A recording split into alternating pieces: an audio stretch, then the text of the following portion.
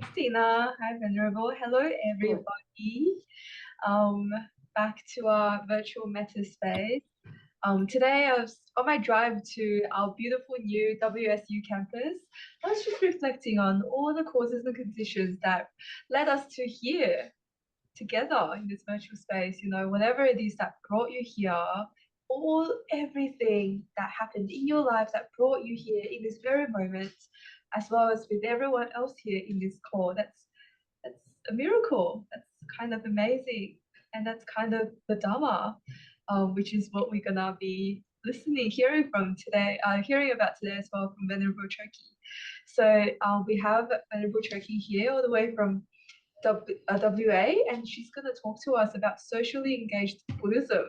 So, you know, we do hear a lot about our own practice, our Buddhist practice, but what does it really mean? How can we bring that out of just ourselves and into the world, and use that to better our world, at the same time better ourselves, because there's really no separation between the inner and the outer. That's really just a concept. So I'm very, very, very excited to hear about the talk today.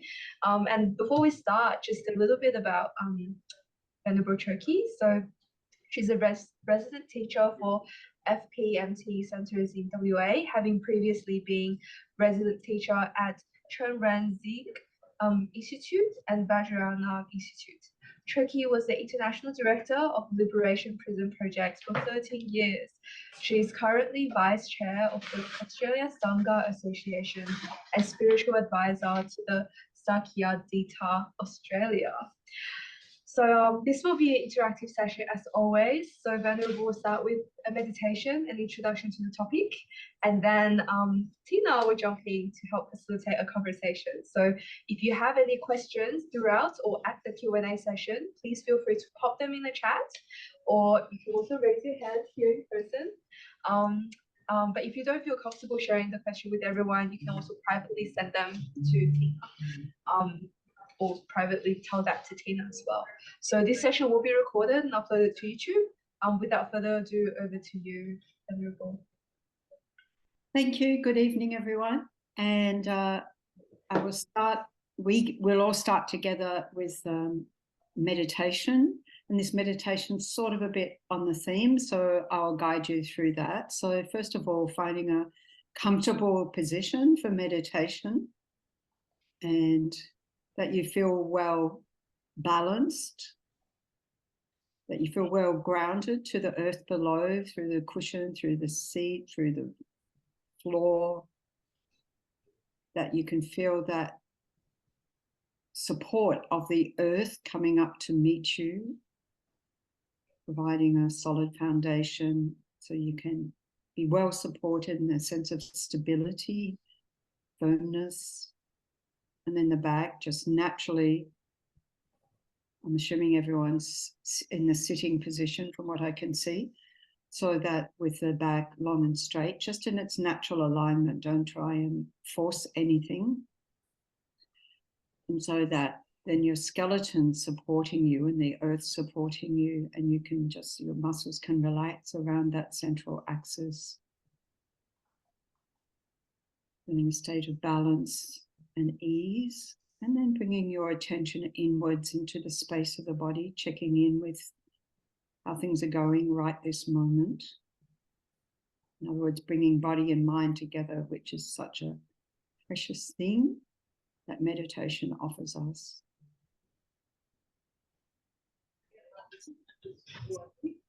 Simply being aware of the breath, wherever you experience that in the body, not changing a thing. Your breath's perfect. Your body knows how to breathe itself.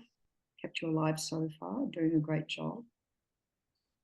Simply bringing an attention to the breath so that we're not being scattered to all the things around us, and helping us to settle into this Dharma time together after a busy day.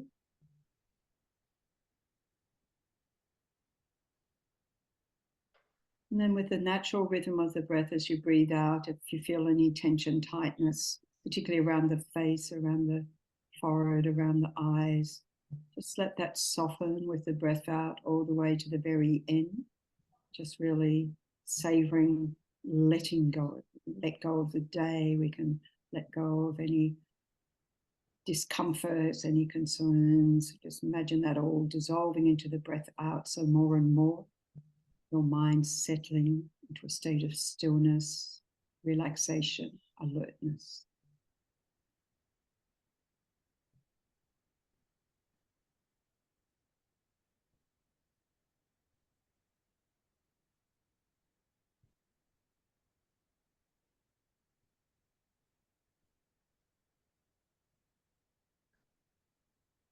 I'm just going to guide you through a few ideas.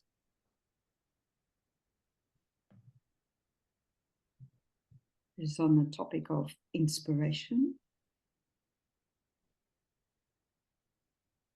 So bring to mind, just call to mind someone you know who really inspires you with a sense of their well-being, their positive outlook, maybe on life and how they deal with others.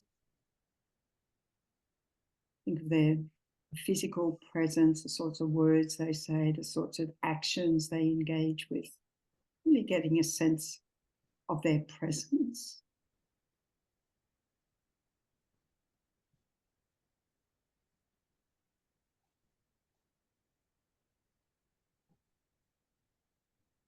And attending to their positive qualities, their positive actions.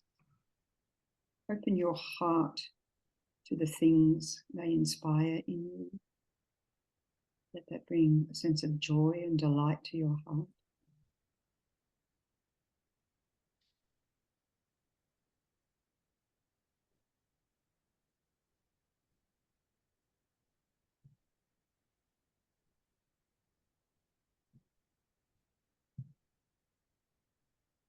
Now turn your attention to someone else, call to mind someone else who inspires you with their virtues, their generosity, their kindness, their wisdom, their courage, whatever positive qualities you admire in them.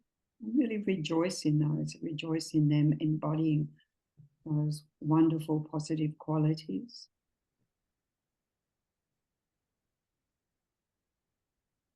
That they express in their speech, in their actions, for their own benefit, for your sake and for the sake of all those they engage with who are the recipients of their virtue, their courage, of their love, of their kindness, compassion, all the positive qualities, their wisdom.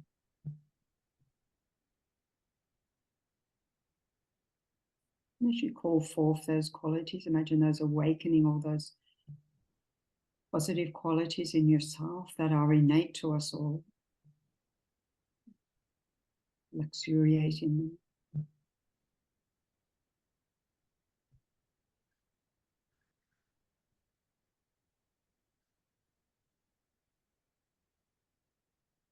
Take delight in them.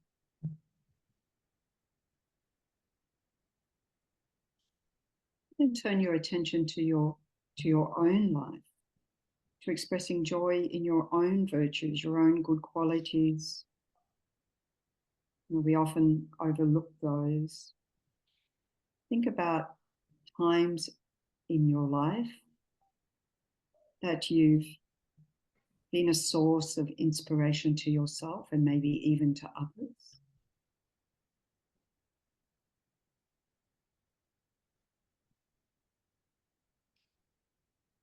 Maybe it is that you've embodied your ideals, you've lived up to what you believe in. Perhaps this is an ongoing process unfolding in your Dharma journey, unfolding all the positive qualities. And really take delight in that. Get a sense of joy radiating throughout your being, thinking of your own positive qualities is not being full of pride. It's just really acknowledging that which is natural to us, as the Buddha said, our own true nature.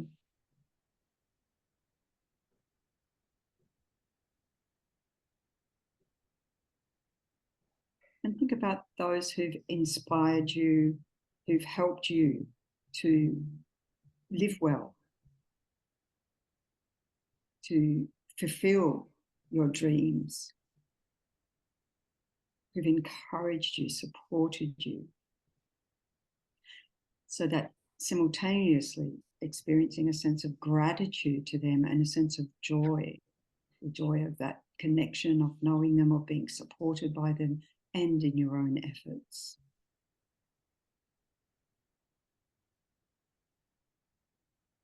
Allow that joy, that gratitude, that delight to sink deeply into your heart.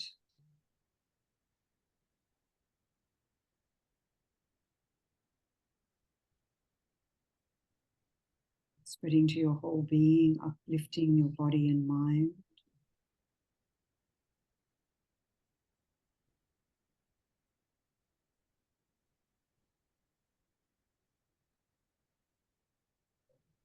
And a determination to continue to cultivate all our positive qualities as we grow in the spiritual path. To benefit ourselves, to benefit all those we encounter.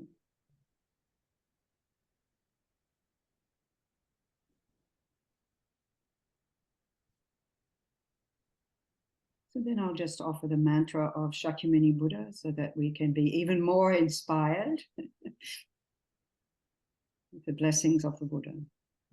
Chayata O Mune Mune Maha Mune Yesu Chayata O Mune Mune Maha Mune Yesu Chayata O Mune Mune Maha Mune Yesu.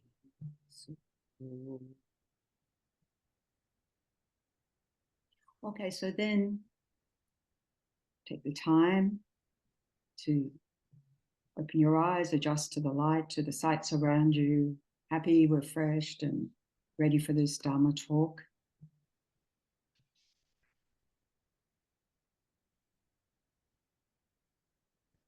Yeah, so I thought this topic, socially engaged Buddhism, is actually just relevant to how I'm living as a monastic today.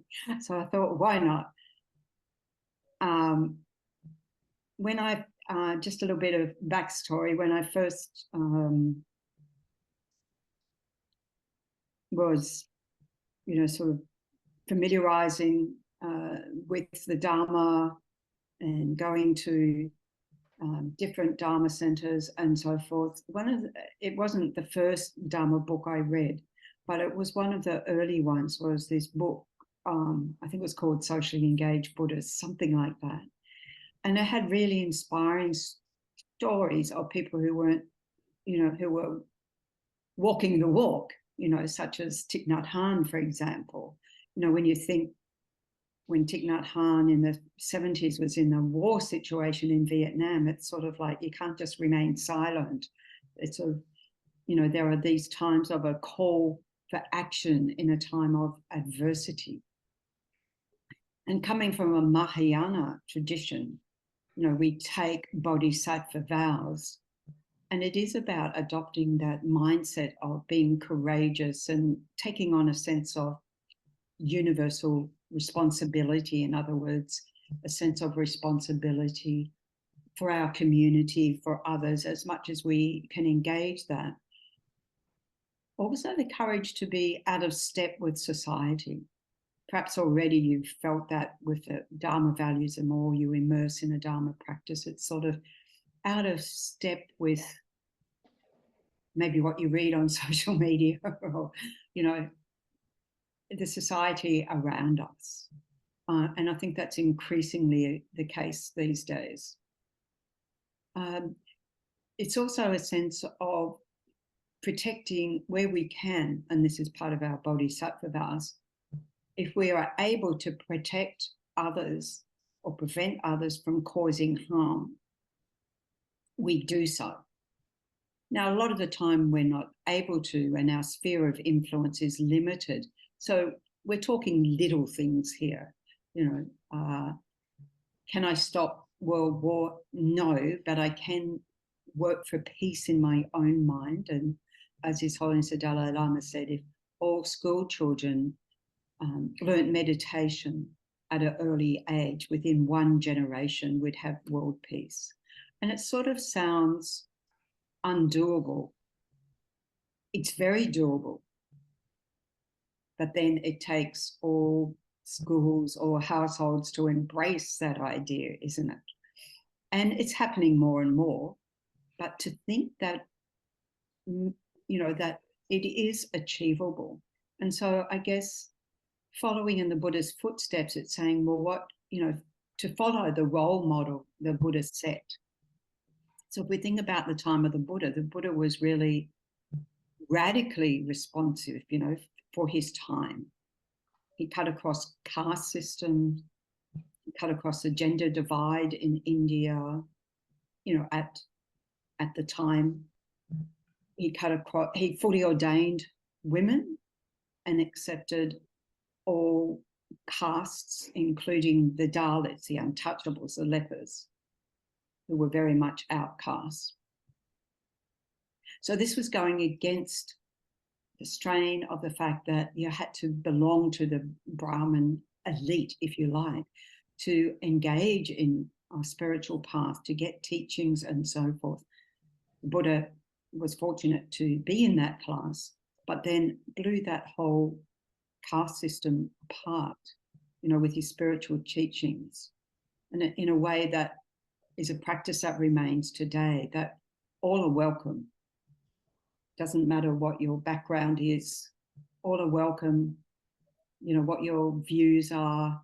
If you want to engage with the Dharma, if you want to learn about the Dharma, Buddhist or not, everyone is welcome. So that in the Heart Sutra, you know, the Heart Sutra is a conversation between Avalokiteshvara, the Buddha of compassion, or Bodhisattva at that time, but speaking through the power of the Buddha, and Shariputra, who was one of the main close disciples of the Buddha. And Shariputra asked this question: how should any son of the lineage train who wishes to practice the profound perfection of wisdom? And Avalokiteshvara, speaking through the power of the Buddha, replied, any son of the lineage or daughter of the lineage. So straight away we see him correcting Shariputra's language to clearly make it inclusive, gender inclusive. And this is 2,500 years before feminism had started to have an impact on our language to be gender inclusive. Like when I was young, you know, you get the newspaper and they'd have the employment section, and it'd have men and boys and women and girls. And it's like, you knew your place. You didn't apply for those jobs because they weren't relevant to you. So that's all changed, of course, now. But at the time, you know, women, and that was just in the 70s, or in 1966, up until then, if women got married in many jobs, including in the public service in Australia, you had to leave your job. You had to, because you were now married, so you were going to be a housewife. And this was the reason why, you know, we had the invention of Ms. instead of saying Mrs. or Miss, because if you applied for a job with Mrs., depending on the job, you might not get it. So it was nothing more than that. It was to really, you know, open up that space. Anyway, I'm just giving the context of how radical the Buddha was 2,500 years ago to already be challenging that sort of exclusion. If we look at it too, the Buddha was a great eco-warrior and warned against climate change. Again, 2,500 years before we even knew the term climate change. And this is in, I'll just grab, sorry, the book. I haven't quite prepared everything. In the Golden Light Sutra, there's a chapter called the Inviolable Rights of Kings. So where the Buddha used the term kings, I just replace it with world leaders. They could be premiers, prime ministers, presidents, whatever's relevant. People who have political leadership in the land. So I'm just going to read some quotes because it's very much about the warning about the environment, about conflict and so forth. And I find myself more and more frequently coming to these verses, like again and again and again. And it's so hard to even put a stop to how many I'm going to read because there's so much relevant. So if we think about king being a political leader, when a king overlooks the presence of evildoers in his region, terrible clandestine acts will ruin and destroy the land. Mayhem will prevail in the land. By weapons too, it will give way. Covert action, strife, and disease of every variety will come to be. Shooting stars will rain down. Likewise, mock suns will shower. Fear of foreign armies and famine will greatly occur. People will pillage one another, seizing homes, resources, and wealth. Region by region throughout the land, they will slay one another with arms. Strife, squabbles, and deception will tear apart their land. Demons will enter into the region. Terrible diseases will plague them. When the wicked are embraced, three things, the flavour, essence, and power of the sublime Dharma, the strength of beings, and quality of the earth will utterly perish. When the corrupt are esteemed and the sublime dishonoured, three things, famine, thunderbolts, and death will occur in that place. Fruit and crops will have no taste and no potency thereafter. Beings sickened with disease will fill those regions completely. Large, sweet fruit will shrivel, becoming bitter and sharp. Play, humour, and fun, the pleasures of previous times, now rife with infinite delusion, will lose the touch of joy. Fruits and crops will lose their succulence and force. They will cease to nourish the body, elements, or senses. Pale and lacking complexion, beings will become weak, feeble, and without strength. Okay, you get the picture. Seems to be pretty much what's happening in the world by my reading. So I'll come back to this in more detail. I just want to put in the context of the Buddha spoke about this all that time ago. Pre-ordination, so just a little bit more about me. I was involved in the women's movement, the women's liberation movement since the 1970s, Friends of the Earth, the movement against uranium mining. I was protesting for land rights, for LGBTQIA plus rights, shout out to Rainbody, and working with cowed communities and Indigenous communities. So yes, I was pretty politically active. When I ordained, I followed the precept of not engaging in politics, but not only that, I went further. I disengaged from all the activism I'd been previously involved in for a number of years. You know, it was sort of the thing that, you know, I really had turned away from. Yes, I turned away from the householder's life, but I think I turned away from the world in a way. So even though when I did ordain, Lama Zopa Rinpoche, who was my abbot who ordained me, his advice was to continue working with Indigenous people, continue doing the research. I was at that time at Nurigili, the Indigenous unit of New South Wales Uni, and to continue working in this space and think of the benefits to humanity. And that's something, again, that now resonates very strongly in the current situation. So it took me some years and maybe a maturity of holding ordination vows for a number of years, but also the inspiration of my teachers, His Holiness the Dalai Lama, Lama Zopa Rinpoche, and Geshe Samten at Vajrayana Institute, to really reignite my social justice voice and engagement. So Geshe Samten I saw speak out at rallies and prayer vigils in the city about the plight and rights of Tibetans. For a Tibetan, a risky thing to do. He is also very passionate about vegetarianism, which, in the context of Tibet, even though he didn't grow up in Tibet, which maybe made it easier for him, but a lot of Tibetans eat meat because what you have available in Tibet, and so got used to that, particularly of the older generations. So here he was, being courageous and being outspoken, being fearless about that. And so also we see with the Dalai Lama, since the mid-1980s, the Dalai Lama's dialogued with leading mind scientists and to research neuroscience, also in quantum physics, understanding of researching the brain, positive psychology, the mind, how it functions, the interdependence of phenomena, looking at it from relational physics, quantum physics, relational physics.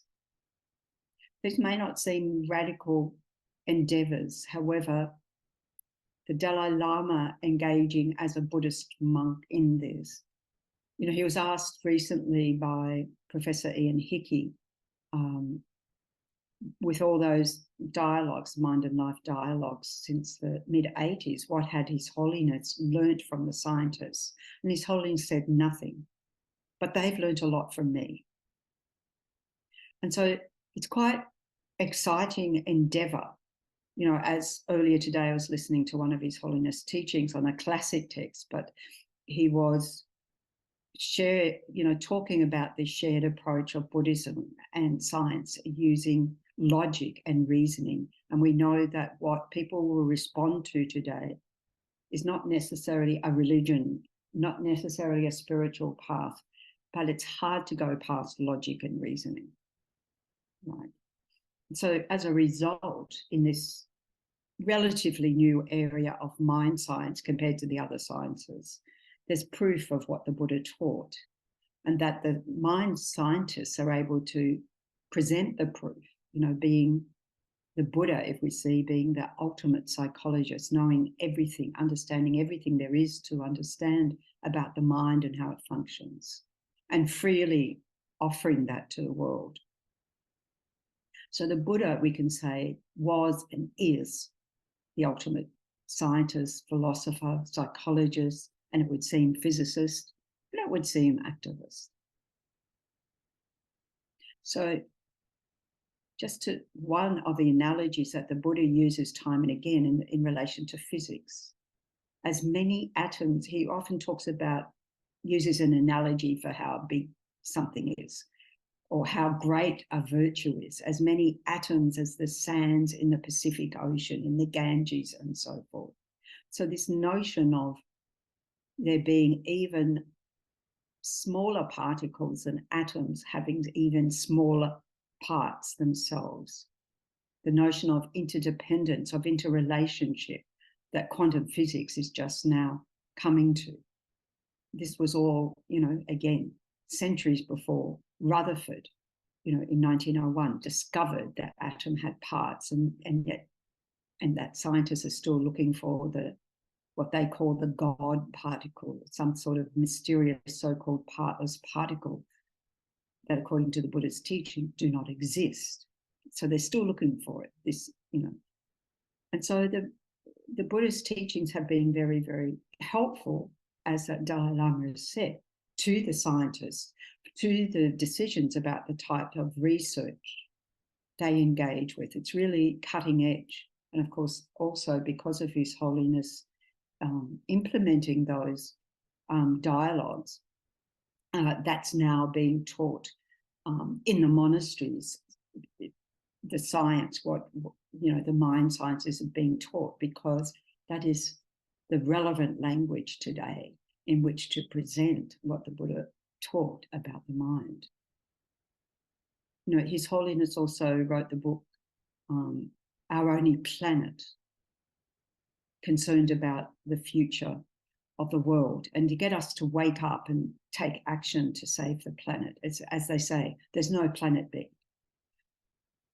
So having this environmental concern, and seeing that if we don't take care of each other, the environment in which we live, if we don't, as it says in the Golden Light Sutra, if world leaders don't keep people to an ethical life, then we can see through mining, through extracting things from the land, through not replenishing the land, how our life is becoming unsustainable.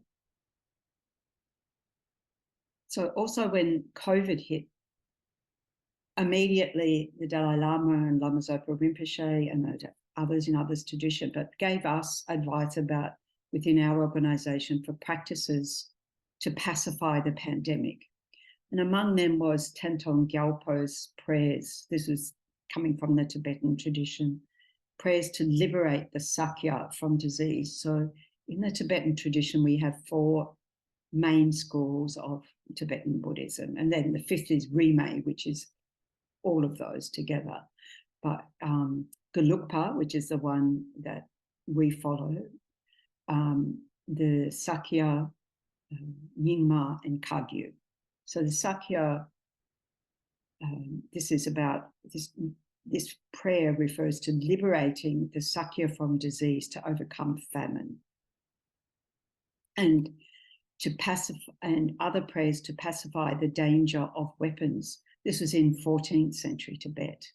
So Thubten Gyalpo was known as a great engineer. He built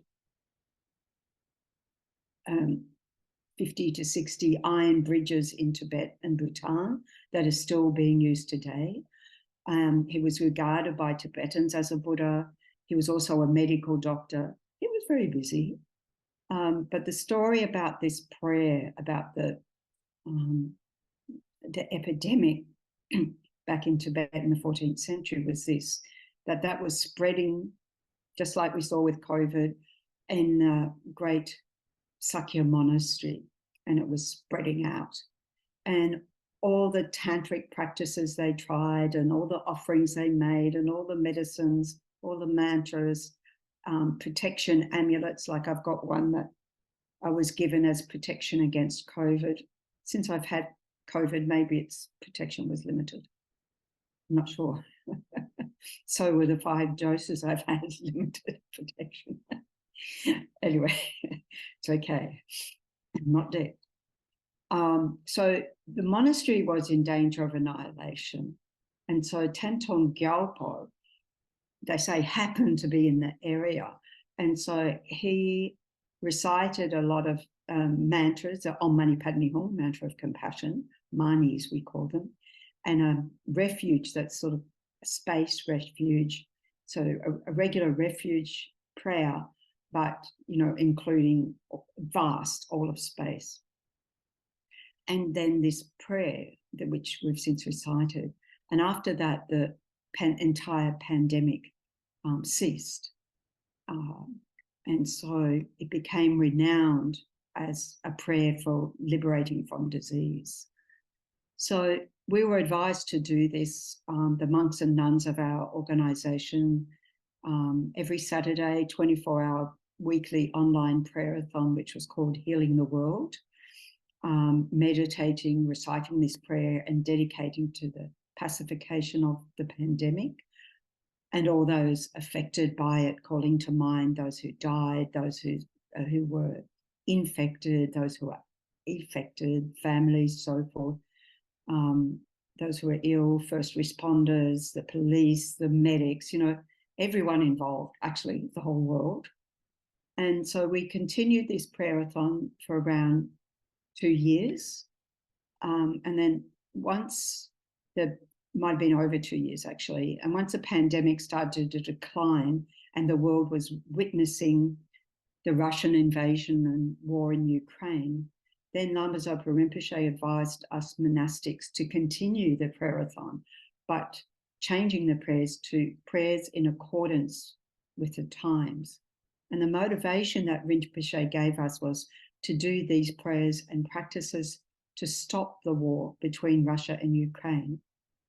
The main purpose to stop the war immediately and to prevent famine, disease, all the dangers of earth, water, fire, and wind, so the elements, for all the dangers to be pacified. So when we think about all the dangers of the elements, things like the bushfires, the tornadoes, the landslides,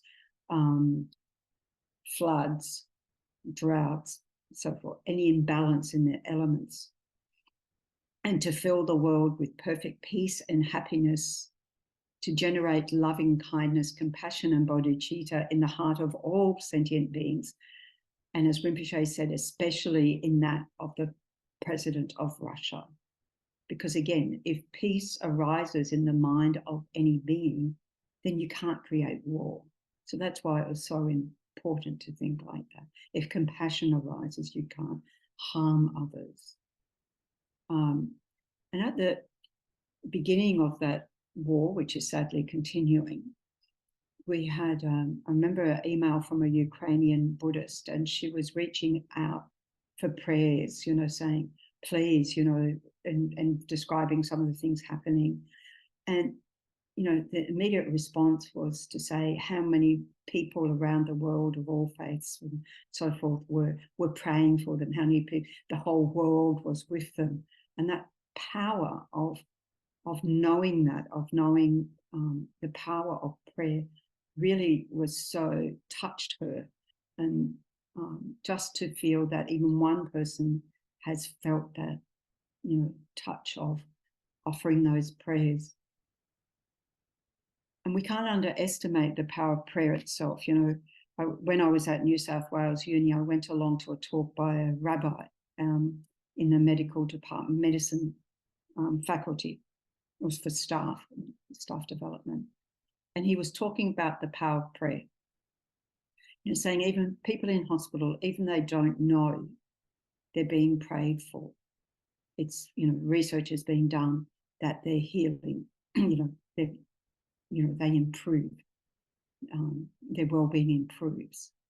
So I don't know how they determined that exactly through the power of prayer, but I do understand the power of the energy that we put out in the world.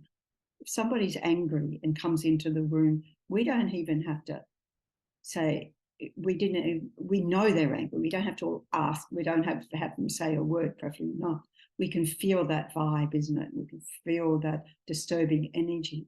Well, if we're praying, if we're meditating, if we're engaging like that, we're also creating an equally powerful but positive energy in the world.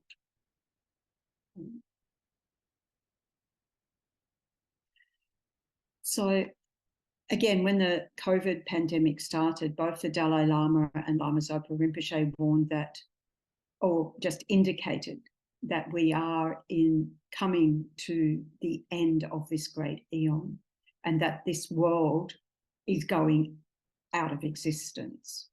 How long that takes varies.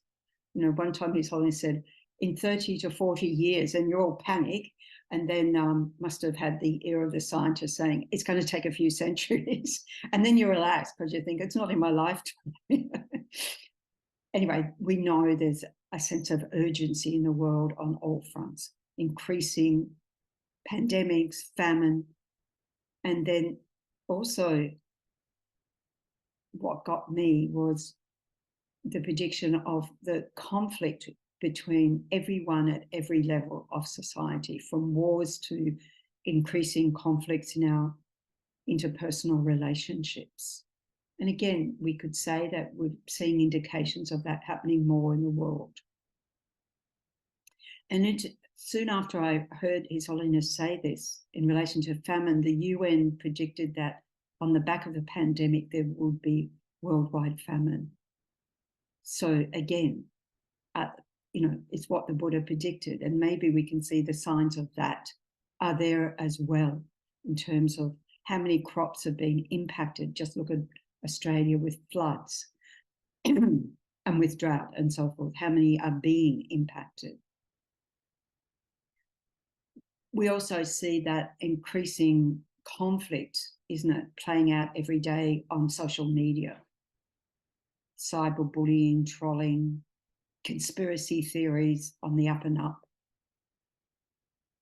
So the Dalai Lama said that it's predicted the world will end, and this is how worlds go out of existence, through fire and wind. And we do see that increasing imbalance in the elements, so that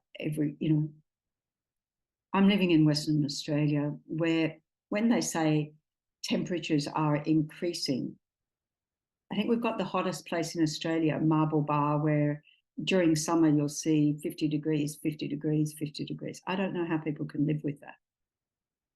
But apparently people go there as tourists to just experience the hottest place. Of course, they don't live there.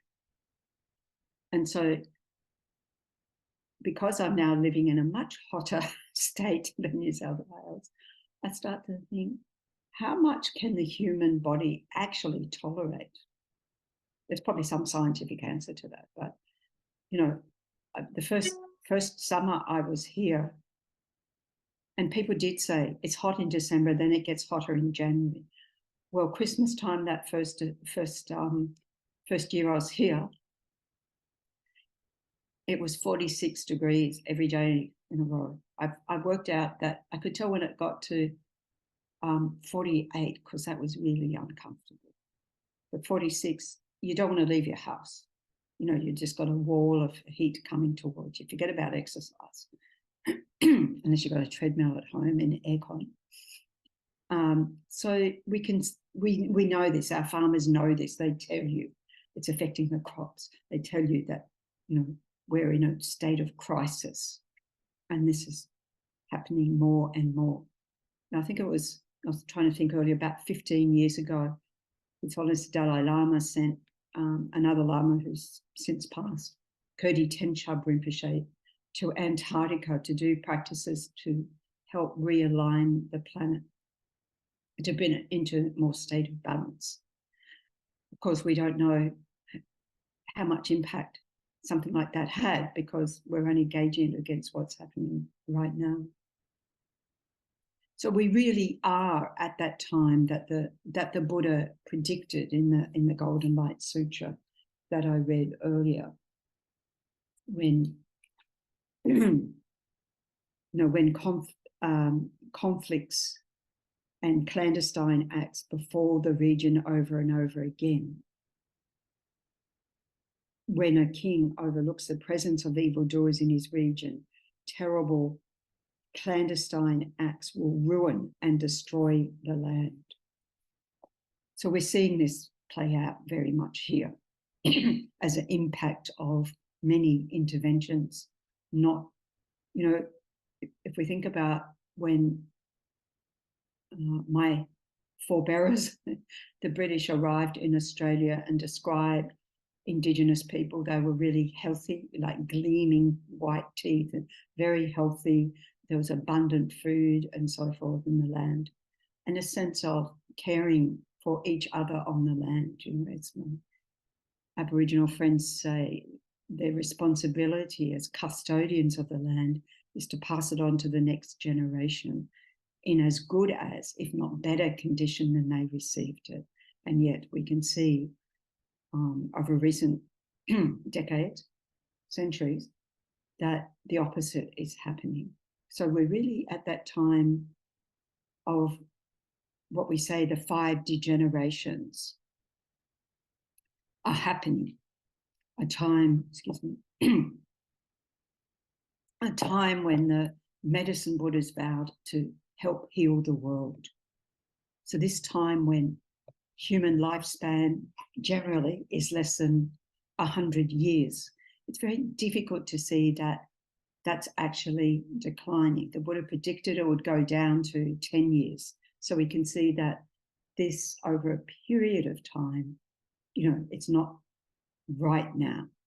But we do know that the life expectancy in Indigenous communities is around, in average across Australia, 71 to 74 years. So already much, much lower than the national average. And the main causes of death: coronary heart disease, diabetes, COPD, chronic obstructive pulmonary disease, lung cancer, and suicide. And again, those markers are much higher than in the non-Indigenous population. So also, we're at a time, so these 5 degenerations. So that's this first one, when lives pass faster and faster. The second one being the degeneration of disturbing emotions. And we see that in the increasing mental health issues in the world. That mental health issues that we, never even heard of are coming up in the world. People, young children, are being diagnosed at an earlier age.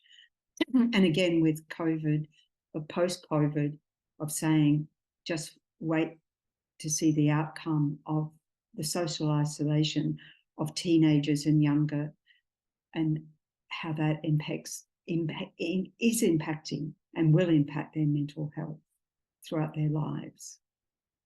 Not to mention everyone else. I mean, I think we saw with places like Victoria, and more so in New South Wales, not so much in Queensland, let alone here in WA, where there were much less lockdowns, but the domestic violence and breakup of relationships and alcoholism and so forth, because people didn't know what to do. So this is happening. And also, the Buddha predicted that this would happen even amongst monastics, monks and nuns. So we have, even in Australia, had a couple of, unfortunately, hitting 60 minutes and things like that, pretty horrific instances where monastics have brought Buddhism into ill repute through their individual, say, not upholding the vows, but in an impactful way that it reaches the media. We have a degeneration of views, of outlook, of worldview, especially when we see amongst householders, generally in the population, declining respect for anything that is helpful, anything constructive. And that tendency that we have anyway to be negative and critical is on the rise more and more, to be, that sense of conflict, to be divisive speech, very much against the Buddhist teachings of right speech. And so I can remember that it wasn't that long ago when I was reading books about communitarianism, building community, and certainly that was my experience in the 70s. I realise it's not the 70s now. Even in the 80s, I had supervisors that I was working in TAFE, and they're like, it's not the 70s anymore. And I go, I know. But increasing social isolation. And again, looking at Indigenous worldview that is probably closest to Buddhism out of anything, this sense of interconnectedness, this sense of interdependence and sense of reciprocity, of mutual obligation, if you like. Those words get used by government in a different way, but this sense of caring for the land, caring for each other.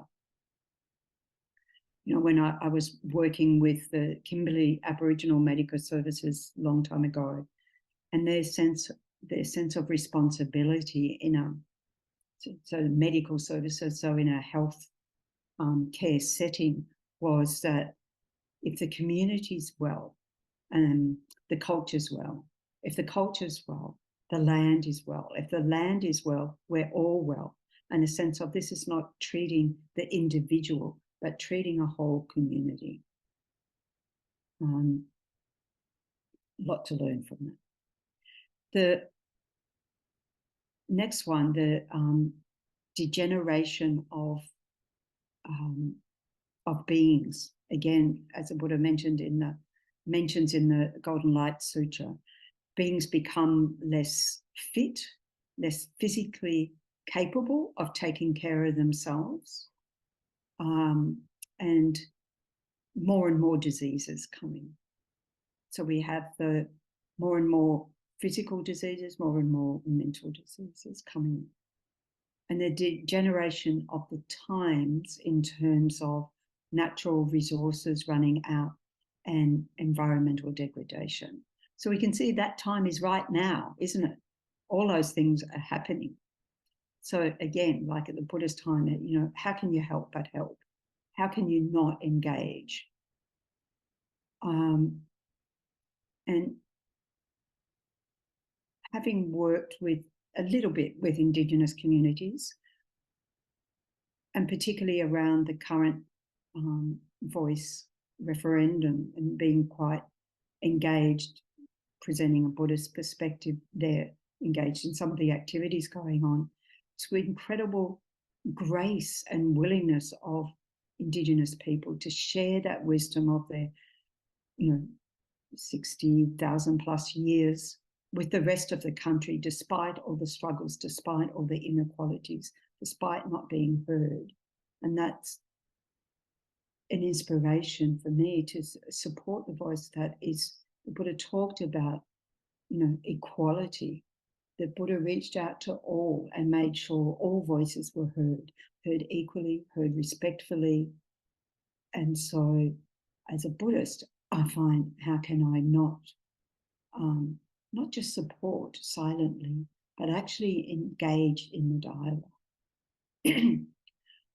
Just as I supported marriage equality for LGBTIQA plus community. Of course, I thought it was quite funny because, no, it wasn't quite funny, the whole campaign, but people of my generation, who came from that community did not want to be married.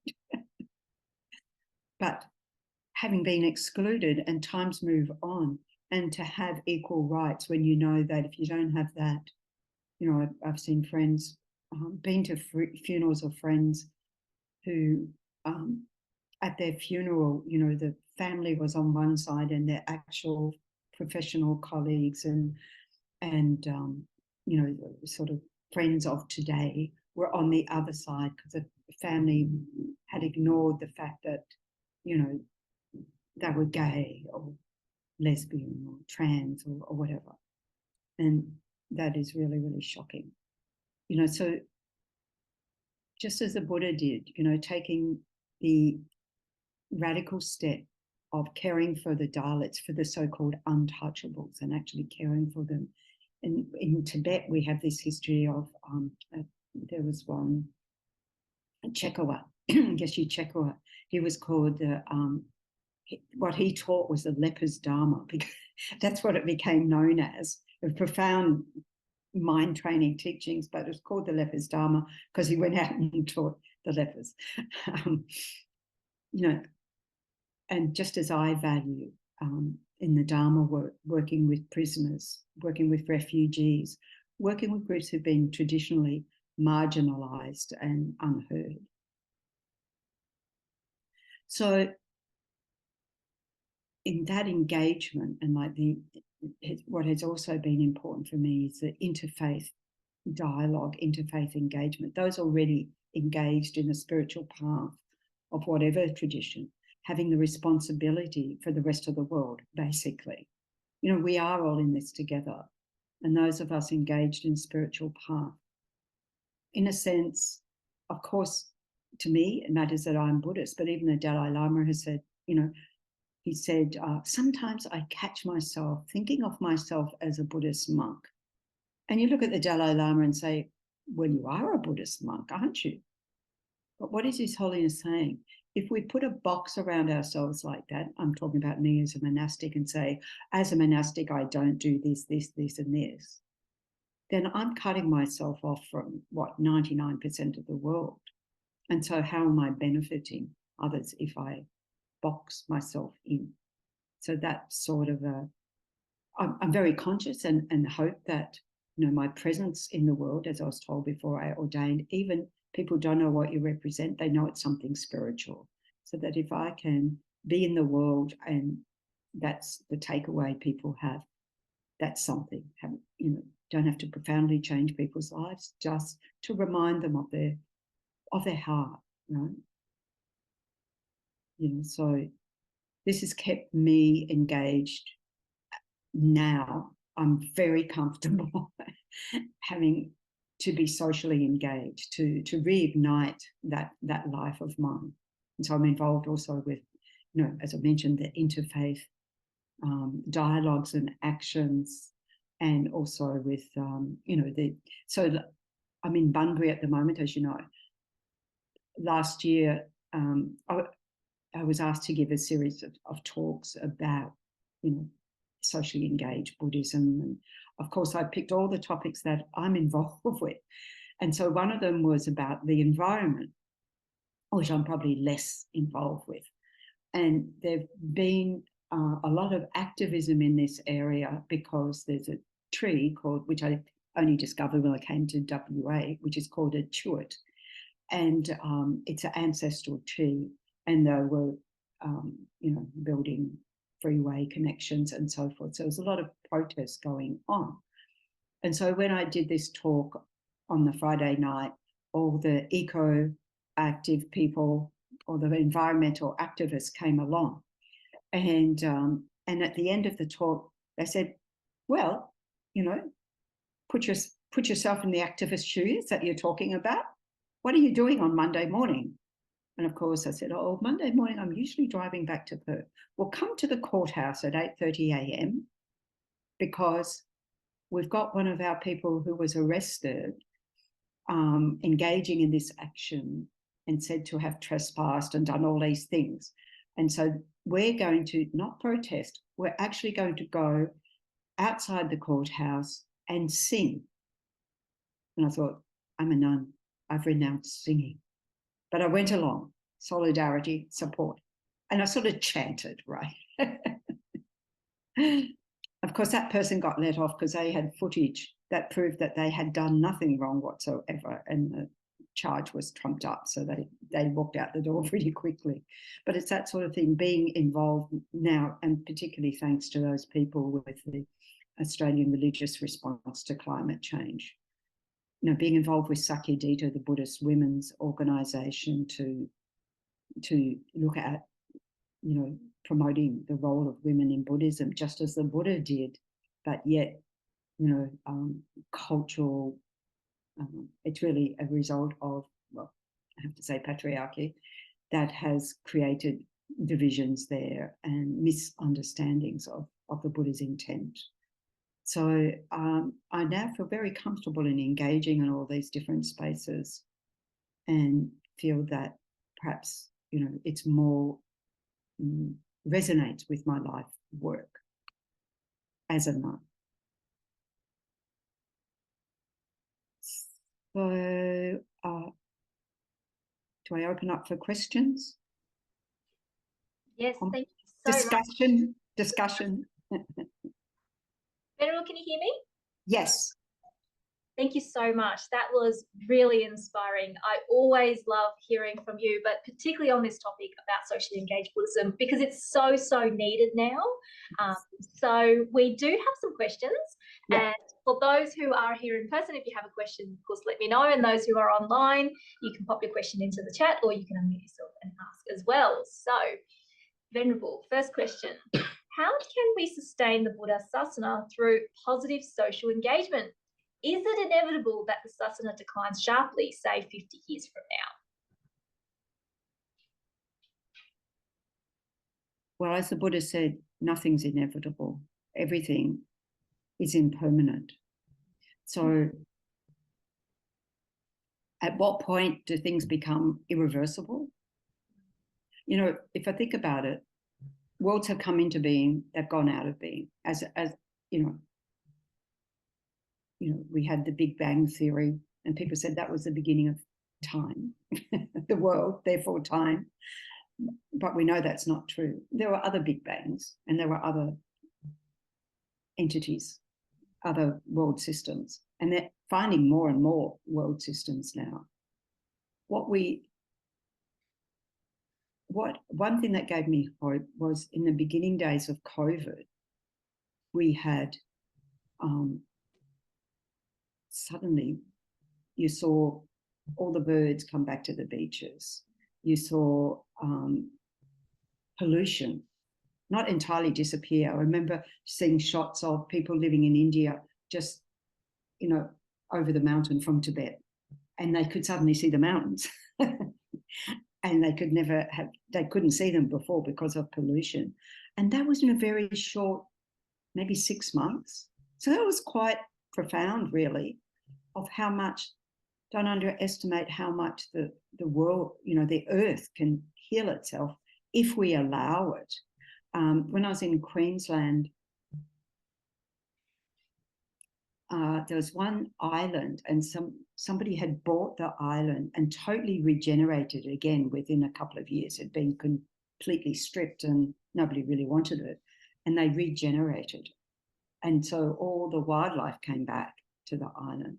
I find that very inspiring, that if we, you know,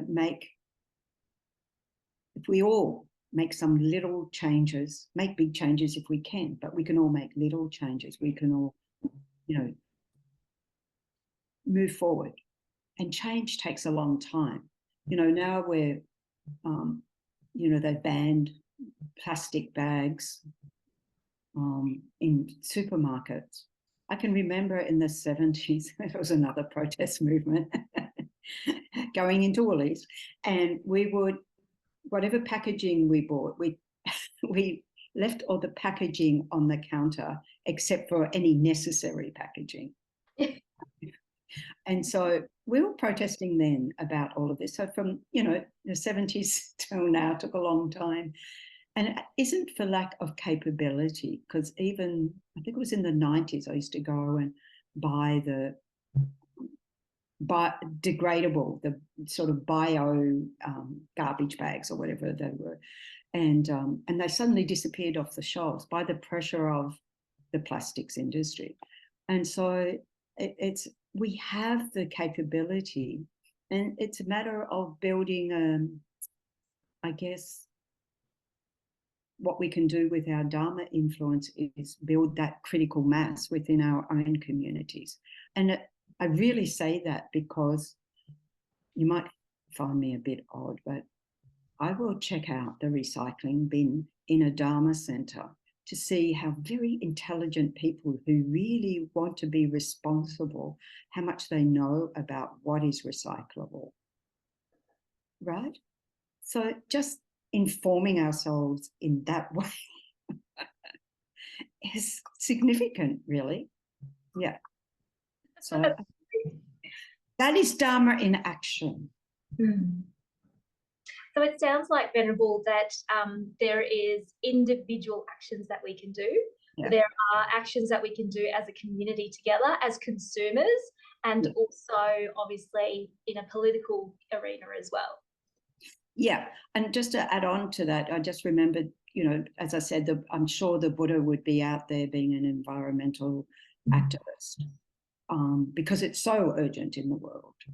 And the founder of our organisation, Lama Yeshe, his reincarnation, Osel, is a lay person. He's been married, he's got a child. His big project is called the Global Tree Initiative, which is about reforesting the planet. And so he has the capacity, because I guess he has a name that within a certain sphere is recognised. And so to mobilise people to get involved, planting trees. just that. Fantastic, thank you. And someone online has also shared about a documentary. Now, I don't know, Venerable, if you've seen this doco. I have, and it's called The Year Earth Changed, and it was done in 2021. David Attenborough was narrating in there, and it's a fantastic documentary. And it talks about what you were saying, which is during COVID, because people were in lockdown, a lot of industries were closed, and how the earth actually changed in that 6 to 12-month period, including the example you talked about, India, people being able to see the blue skies and the mountains again. Yeah. It's very heartening, isn't it? Because it's like the meditation at the beginning was to uplift us, because it's very easy for us to, see what's going wrong. And the fact as Dharma practitioners, it's like, okay, things are going wrong, but what can I do? What can I do to be the force for change? Be a force for change. Not the, it sounds a bit freaky if you say the force for change, because it's like Lamas would say to us, I will do this by myself alone, and think, alone? No, there must be others, But it's saying, if nobody else takes responsibility, I will. I get that. But it's very hard to be the Greta Thunbergs of the world, inspiring as such a wonderful young person is. But look at that, one person's ability to inspire a movement, so whatever we're able to do, and to keep our minds going forward in a positive way, then we can do things. Otherwise, we just sink into a sinkhole of depression. And, Such a good point, because often people who are engaged in or wanting to engage in socially engaged Buddhism or any type of socially engaged activities, it's easy to look at all the negative sides and the downers and all the things that's going wrong and what we can't do, and feel hopeless, helpless in this situation. So those who are feeling that way, for those who just need some inspiration that they are able to be part of that force of change, do you have any words for them and some advice? Well,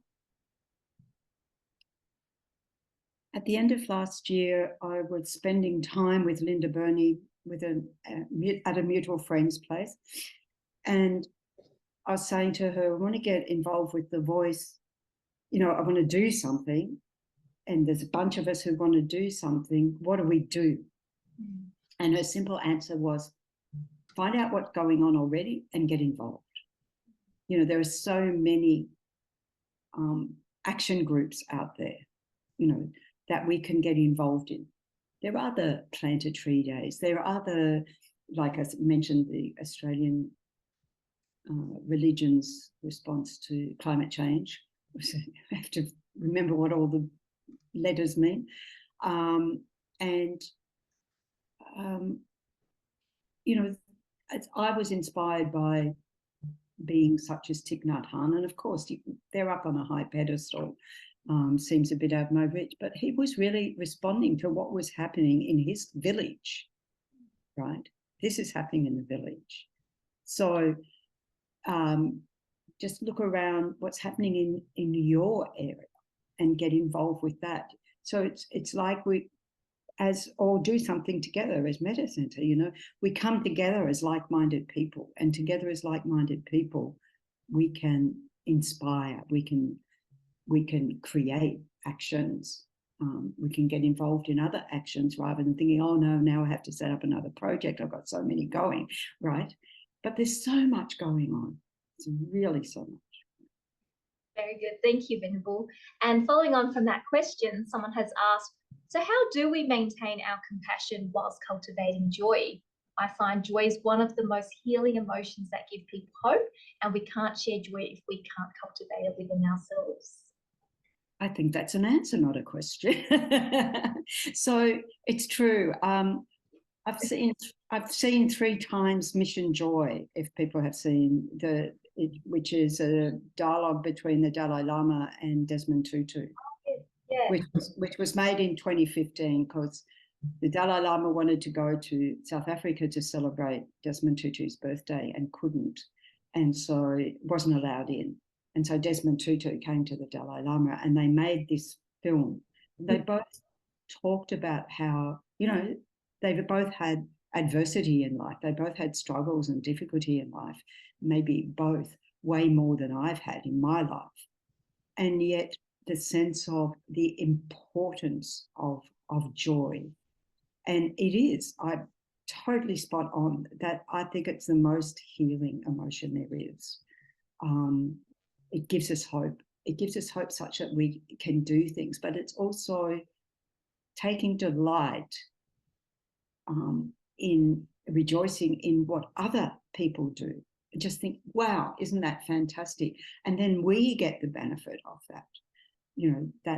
The Buddha talked about how much merit you accumulated by rejoicing in others' deeds, right? And, so, and then if that, so that is definitely, and it's not at the expense of compassion. It's just like compassion.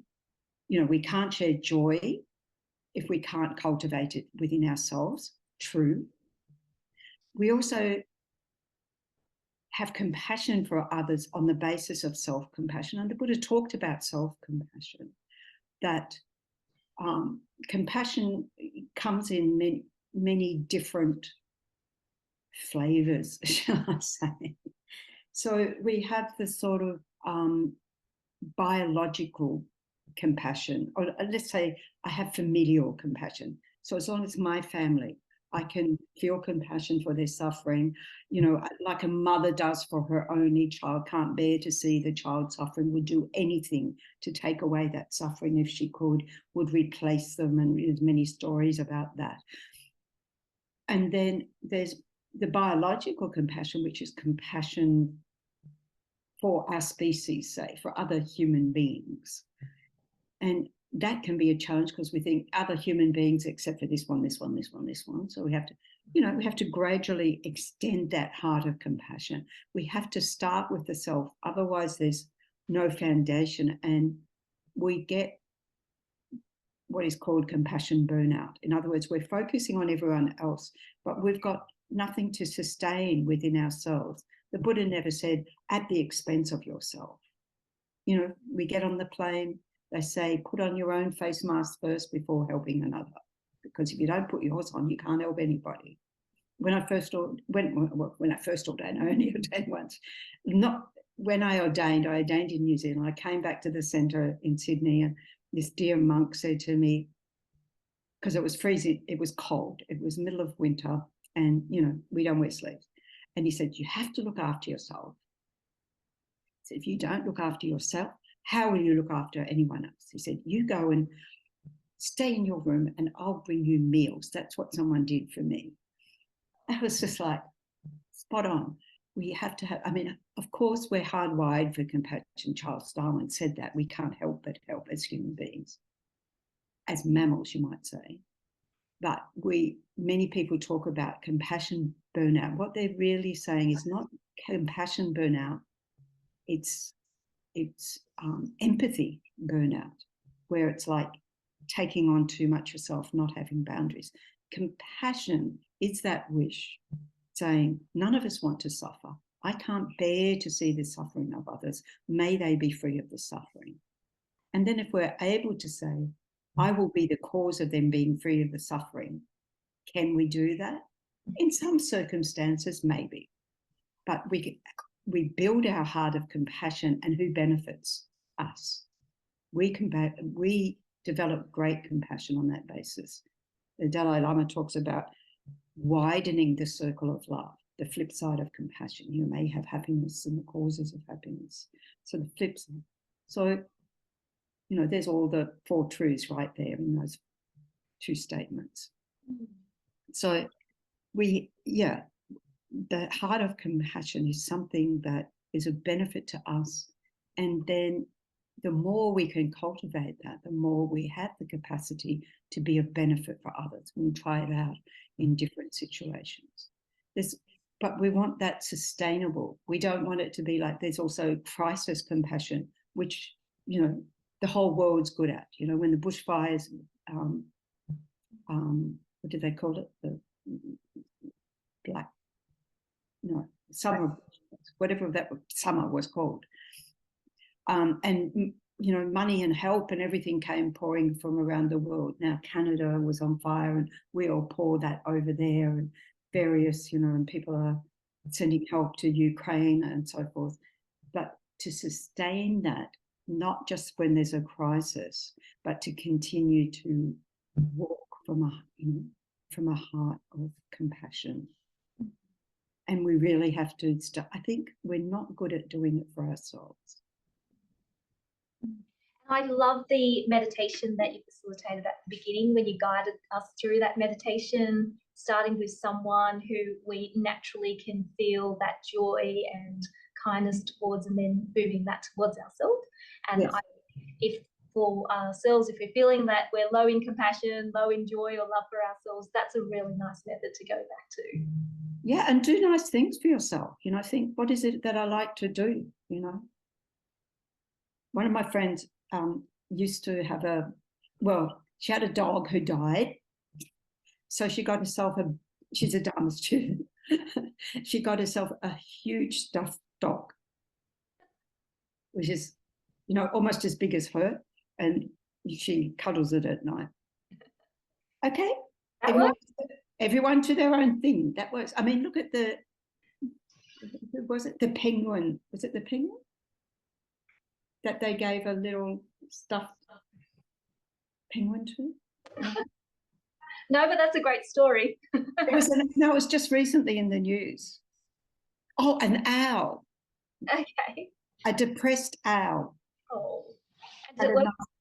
It worked. Well, I know Ajahn Brahm has a very cute teddy bear that he puts for the meditators to hug when they feel like they need a hug from a teddy bear. That's nice too. Yeah. And so, speaking of which, we have another question. So we're talking about joy, we're talking about compassion and self-compassion. One of them is social media, yes. and the role that can play, which has in some ways positive as well as some downsides as well. True. So the question is, what is the role of social media while being actively engaged, socially engaged? Do we restrict usage as it seems to have many downsides? Well, that is also a very interesting and pertinent question. So we had recently, through the Australian Sangha Association, a forum with Noel Pearson. So I posted it on Facebook. I have to say I only ever got on Facebook when I became director of the Liberation Prison Project, because I had to have a page to be able to create a page for the project, right? And so that's how that happened.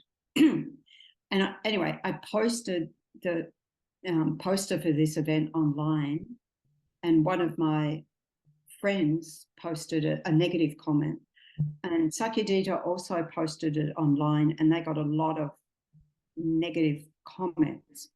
And so their kind mediator, whatever you call them, facilitator, Facebook facilitator, mediator, whatever, knows how to switch off comments. And so, I mean, I just deleted mine and checked every day to see if that same person was going to post something else. So I'm just saying we can use it responsibly in a way to actually promote good things. I mentioned Sakyadhita, who's the reincarnation of Lama Yeshe, who's got the Global Tree Initiative, and of course he's got that page. But up until I think recently, what he would post on his page would be just really beautiful music. And people use it. I have friends who use it for that, of posting positive messages, or just reminding us of our heart connections, of our connections to the environment, not trying to preach, not trying to do anything like that. So FPMT, the organisation I'm part of, Australia, the administrator for that, really embraced Instagram. And so then she went right into it and found, what is it that people respond to? What do they respond to? Buddha images. Mm-hmm. Any Buddha images people like. So that's inspiring to people. This we can do. This we can use. and if we want to connect it with something positive. So, you know, yes, okay, so social media in itself is neither positive nor negative. It's social media. Yeah. What makes it positive or negative is the people engaging with it and how they engage with it. It's not the fault of social media. It's a tool. So how do we want to use that tool? Of course, we know how we want to use it. And so we use it for beneficial results.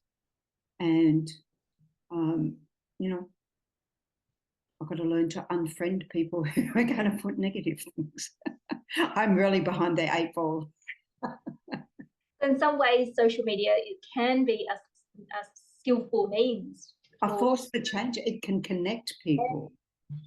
So in the same way that we got connected through Zoom during COVID, or, you know, Zoom went from a small thing to a huge.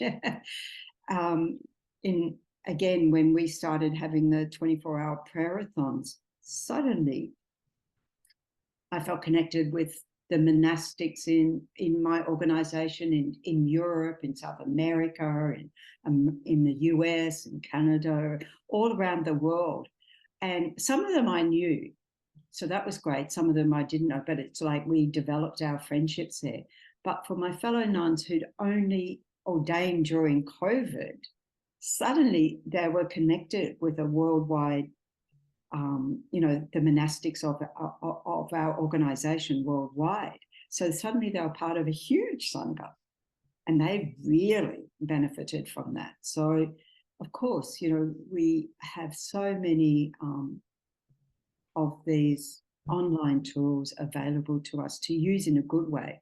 Another way, during COVID, so as part of one particular group in our organization, and instead of getting together for a meeting, because everyone got sort of Zoom meetinged out pretty quick, we would come together, and again, it was all around the world, just to support each other. So we'd have like a weekly chat and just, hey, what's happening in Singapore, what's happening in Italy, and, you know, and we were just, it was a relief because we won't have to plan something.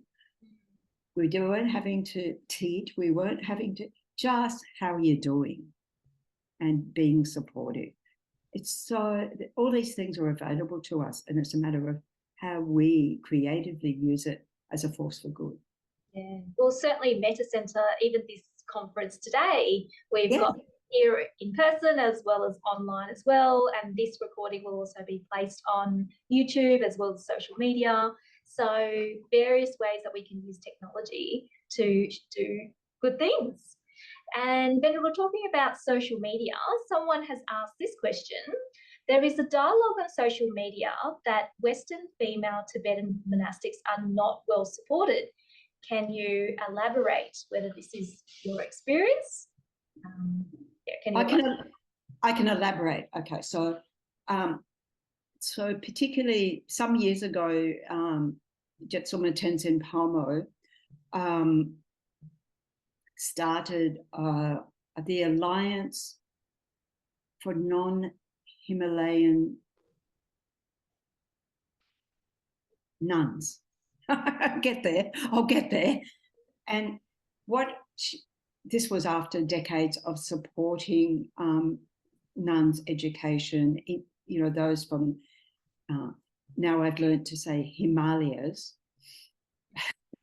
Actually, when I was just on pilgrimage in India, they said, it's actually Himalaya. I couldn't quite get it right. But anyway, that place. So Tibetans, Nepali, Indians, and, you know, establishing the nunnery and helping. And she said, they're really being taken care of, not just by her, by many others as well. Kamalekshi Somo with the Jamyang Foundation and so forth.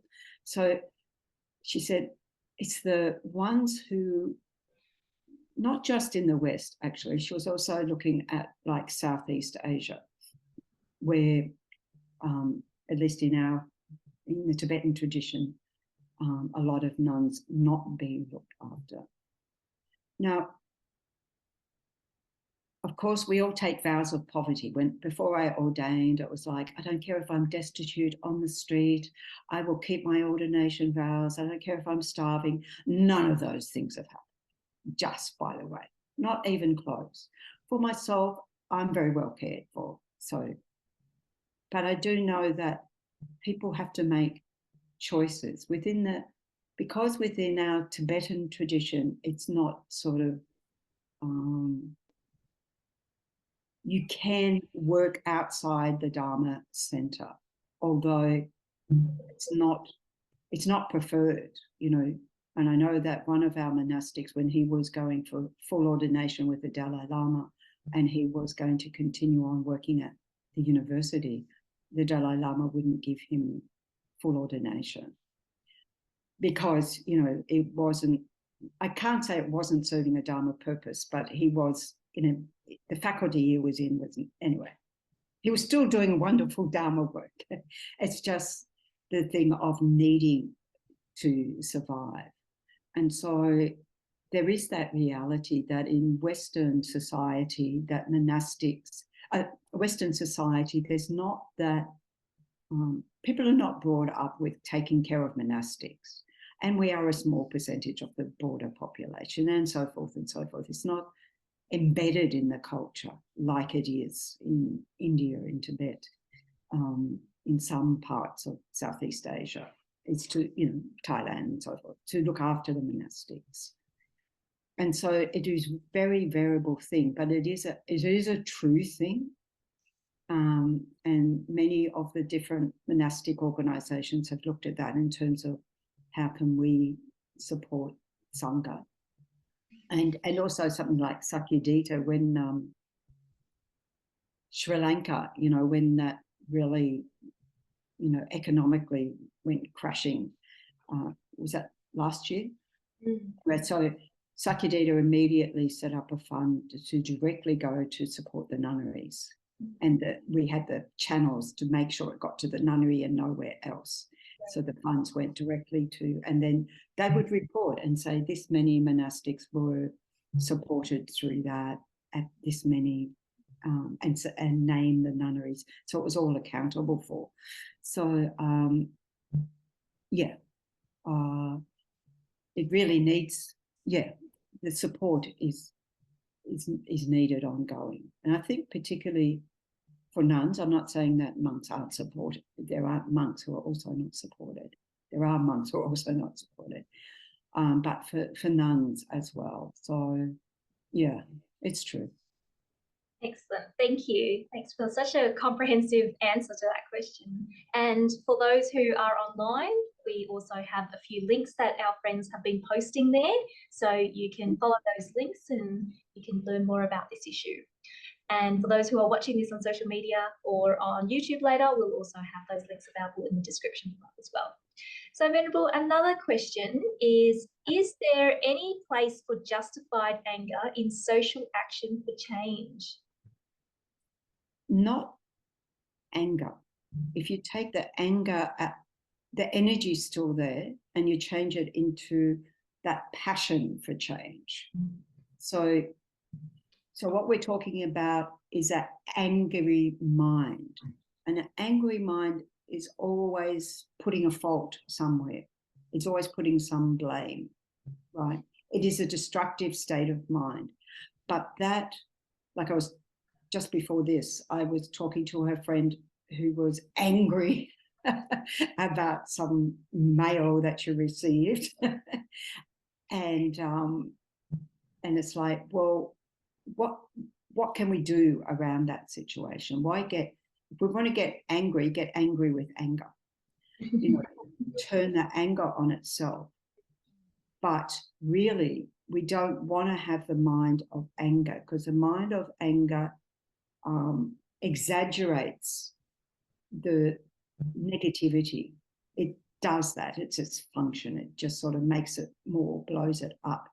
Whereas if we, with a calm mind, can look at that situation and say, this is a social injustice, I must take action. You know, I can't tolerate that this is happening in the world happening in my street, whatever the situation is. What can I do about it? And so engaging in the social action, engaging in protest, but not angry, peaceful. You know, in relation to Tibet, the Dalai Lama was asked one time by, anyway, it was on one of the ABC programs, Rachel Kong.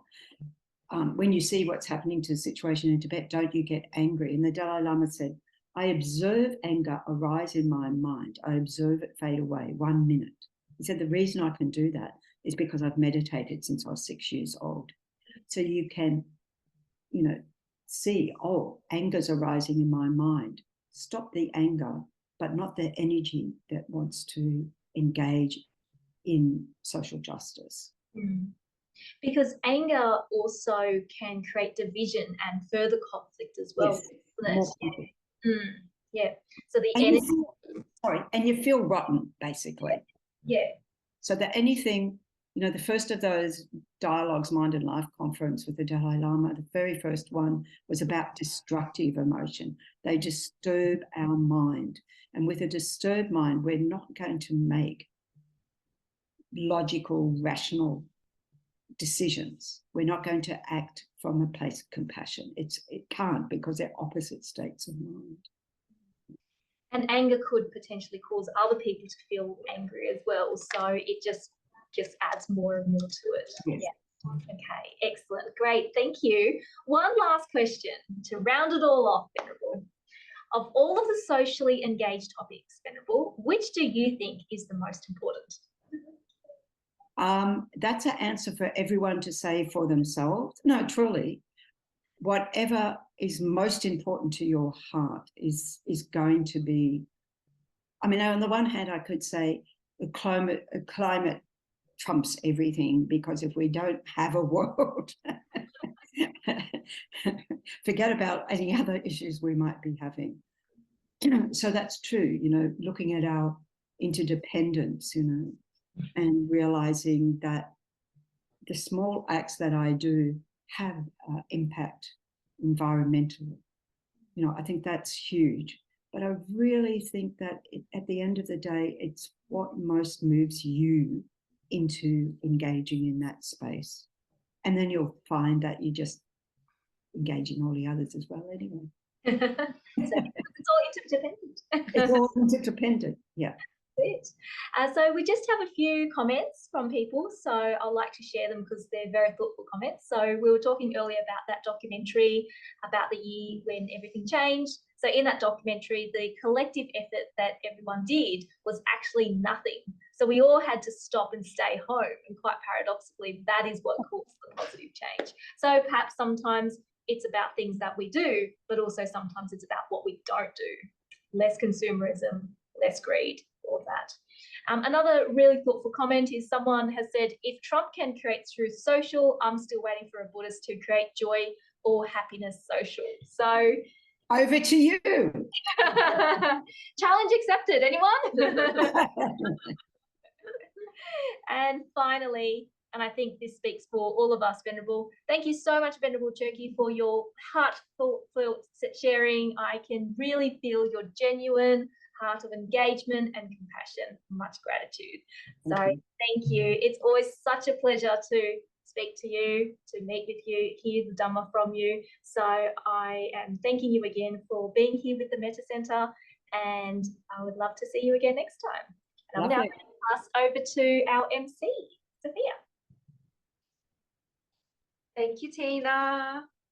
And thank you, Venerable, for this conversation. I feel like we went through a lot of different topics, starting with all the external things that's not going great in our external world, and how we can take action and contribute, putting the right causes to contribute to its betterment. And then we talked about our internal states and how we can better mediate or be mindful of how our internal states are to support our external action in skillful ways as well. And overall, it's such a useful and important conversation to have, and especially the support for bhikkhunis. I think, yeah, we've known about that as well, and it's really great to bring that to light again in this conversation.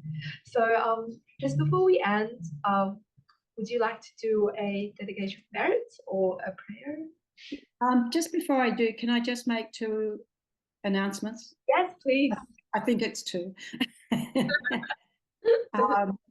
So this Friday, we kick off the, or it's part of the Yes campaign, Yes 23, weekend of prayer, reflection and meditation. It's an interfaith coming together of people in their own places of worship, offering their prayers, their meditation, reflection for the voice referendum.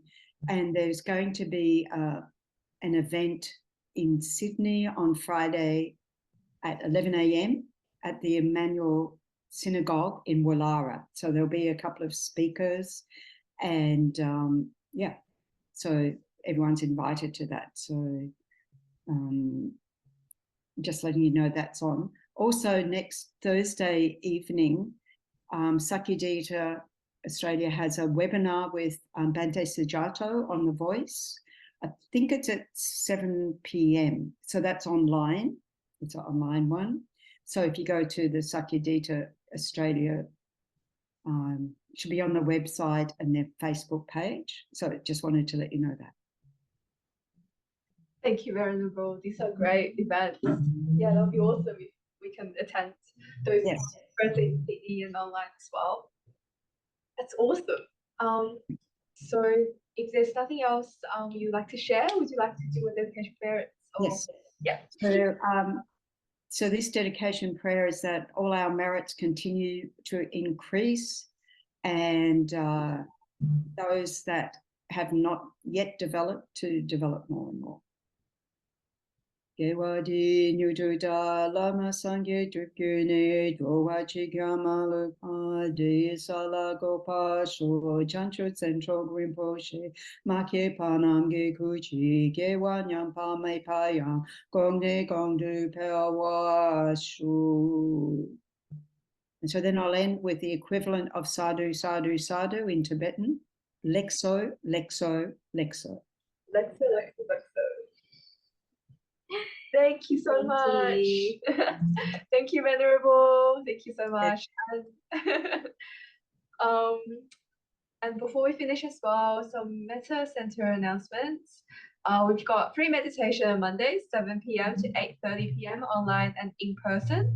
We've got free yoga in person in WSU as well, 6:30 to 7:30 on Tuesdays. And then our free online talks, of course, as the session today is 7 to 8:30 p.m. Yeah, in person and online as well. We also have Metta Convention coming up. So, you know, we have teachers from all different traditions, including the Tibetan tradition that we learned about today. And compassion, you know, it is a big part. So Metta Convention is all about the 4 Brahma Viharas: metta, compassion, sympathetic joy, and equanimity. So if today's topic piques your interest, which it probably did, join us at the Metta Convention, which will be a week of Dharma. We have activities, we have free food on Friday night, we have Dharma talks, we have poetry writing on Wednesday, we have a trivia battle between the Bhantes on Monday. Yeah, it's like a full week of activities, so welcome you to join. On the other side of the spectrum, if you're interested in just peaceful self-retreat, we also have a 9-day natural samadhi retreat coming up, which is a metta retreat with Bhante Ananda and Venerable Metananda, who we flew, our organization flew from across the world to come here and teach in Sydney. So yeah, you don't have to join for the full 9 days. If you don't have the time, you can just join on the weekends, and that will be very fruitful as well. Yeah. Is there anything else that we want to make an announcement on? No, that's great. Thank you so much. Thank you. Thanks, everyone. Okay, thanks, everyone. Hope to see you again next week. And same time, same place. Yeah. And if you'd like to support the work that we do, we would love to have your donation, as well as if you want to volunteer, you're welcome to as well. Yeah. Otherwise, we will see you soon at our next event. Good night, everyone. Bye. Good night. Bye.